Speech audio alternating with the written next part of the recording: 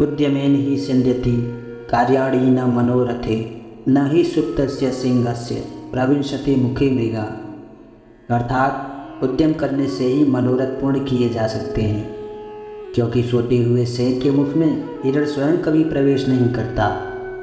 इस संसार में प्रत्येक वस्तु प्राप्य है, लेकिन बिना परिश्रम के यहाँ कुछ भी नहीं मिलता।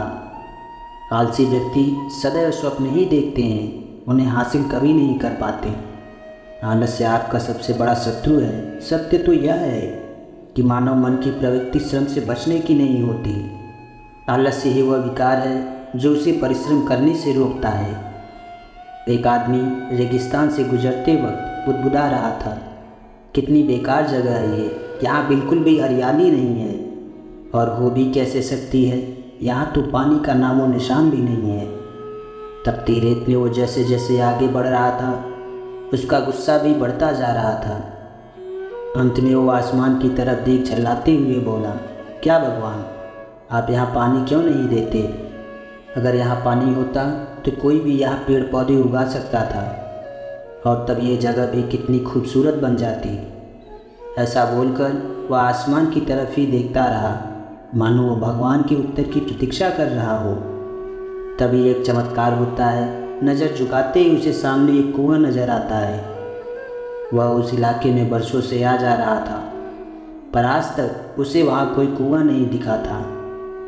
वह आश्चर्य में पड़ गया और दौड़कर कुएं के पास गया। कुआं लबालब पानी से भरा था।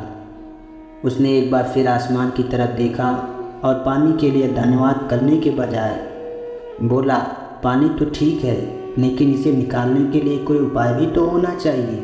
उसका ऐसा कहना था कि उसे कुएं के बगल में पड़ी रस्सी और बाल्टी दिख गई। एक बार फिर उसे अपनी आंखों पर यकीन नहीं हुआ। वह कुछ घबराहट के साथ आसमान की ओर देखकर बोला, लेकिन मैं ये पानी ढोऊंगा कैसे? तभी उसे महसूस होता है कि उसे कोई पीछे से छू रहा है। पलट कर देखा तो एक ऊँट उसके पीछे खड़ा था।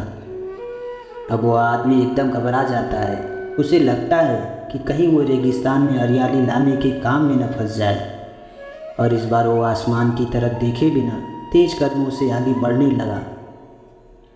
अभी उसने 2-4 कदम बढ़ाया था कि उड़ता हुआ पेपर का एक टुकड़ा उससे आकर चिपक जाता है।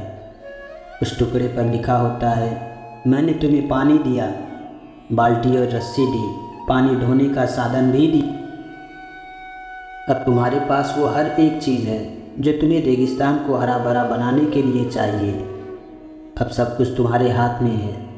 आदमी एक क्षण के लिए ठहरा, पर अगले ही पल वह आगे बढ़ गया और रेगिस्तान कभी भी हरा भरा नहीं बन पाया। दोस्तों, इस कहानी की सीख यह है कि कई बार हम चीज़ों को अपने मन मुताबिक न होने पर दूसरों को दोष देते हैं। हम सरकार को दोषी ठहराते हैं, कभी अपने बुजुर्गों को, तो कभी कंपनी को, तो कभी भगवान को। पर इस दोषारोपण के चक्कर में हम इस सच्चाई को अनदेखा कर देते हैं कि एक इंसान होने के नाते हमें वो शक्ति है कि हम अपने सभी सपनों को खुद साकार कर सकते हैं। शायद किसी ने सच ही लिखा है कि किंतु परंतु लेकिन, यदि अगर मगर काश नहीं करते, कुछ कर गुजरने वाले बहानों की तलाश नहीं करते। दोस्तों, ये कहानी आपको कैसी लगी नीचे कमेंट सेक्शन में हमें ज़रूर बताएं।